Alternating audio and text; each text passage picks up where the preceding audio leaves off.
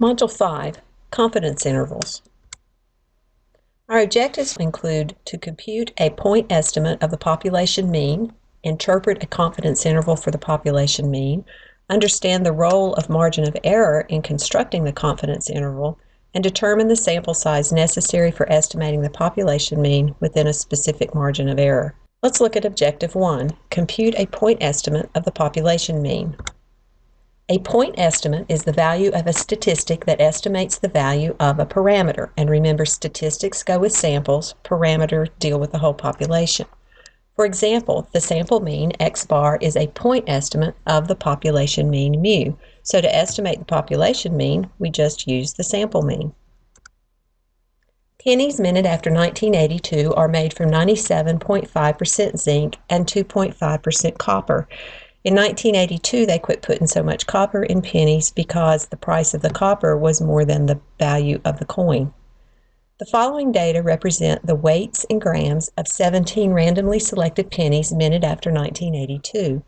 Treat the data as a simple random sample and estimate the population mean weight of pennies minted after 1982. So all we need to do is find the sample mean and use that to estimate the population mean. So we add up all the weights and divide by the number of pennies we have, 17, and we get approximately 2.464 grams. So the point estimate of mu, the population mean, is 2.464 grams. In other words, we are simply calculating the mean of the sample like we did before and using it to estimate the mean of the population. The issue becomes, and what we will concentrate in this section is, we know it's an estimate. How good is that estimate?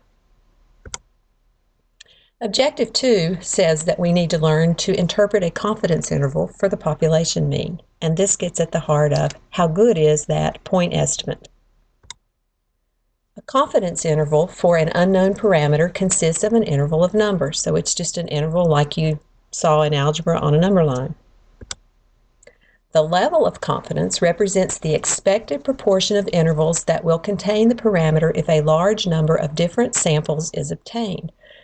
The level of confidence is denoted by 1 minus alpha times 100%, and you'll understand that more after a few slides. Common levels of confidence that you will see in a study are 90%, 95%, and 99%. The level of confidence a researcher chooses depends on the type of study.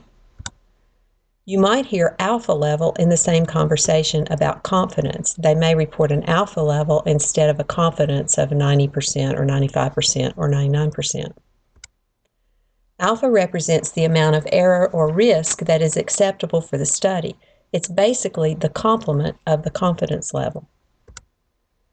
If I want to be 95% confident that my sample mean is within a certain range of the true population mean, then I choose an alpha of 0.05. So this is where that formula 1 minus alpha times 100% from the previous slide comes in. 1 minus 0.05 would be 0.95, and if you multiply that by 100, that turns it into 95%. An alpha of 0.01 would correspond to a 99% confidence level. An alpha of 0.1 gives a 90% confidence level. So your study might say this study was done at a 99% confidence level, or they might not mention that. They may say they used an alpha of 0.01 level of significance. The smaller the alpha, the higher the confidence level. Here's some examples to help you understand why we need different confidence levels. If precision of medical instruments used in delicate surgery is something that's being studied, a confidence level of 99% would be appropriate because the consequences of being wrong are severe. Someone might die in surgery. If a researcher wants to know whether consumers prefer Charmin or Scott's toilet tissue, a 90% confidence interval is probably sufficient because the consequences of making an incorrect assumption are not too great. A 95% level of confidence, which would be an alpha of 0.05, implies that if 100 different confidence intervals are constructed, each based on a different sample of the same size from the population, we will expect 95 of those intervals to contain the parameter and 5 not to contain the parameter. In this class, the parameter we are considering is the true population mean. More advanced statistics courses cover confidence intervals for other parameters such as population proportions and standard deviations. We are using the mean to give you an understanding of the concept of confidence interval. Remember that there are many different samples of a given size we could draw from a population, and they will all have different means that will be close to, but probably not equal to, the real population mean. The confidence interval tells us how likely it is that the true population mean falls within a certain interval of the sample mean that we are using to estimate the population mean. In the media, confidence intervals are often reported as the margin of error for the survey or study.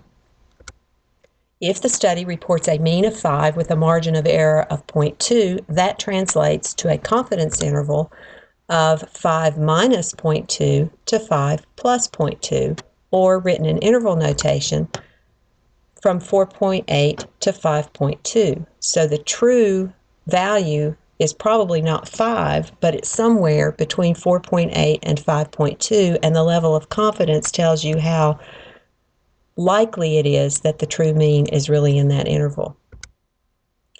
If the level of confidence is 95%, that would mean if we took all the possible samples of the same size from the population, 95% of them would have a mean lying between 4.8 and 5.2. Another way to put it is that we are 95% sure the true population mean is somewhere between 4.8 and 5.2, but there's that 5% chance that the true mean is not in that interval.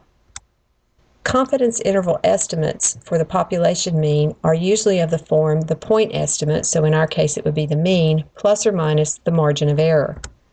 The margin of error of a confidence interval estimate of a parameter is a measure of how accurate the point estimate is.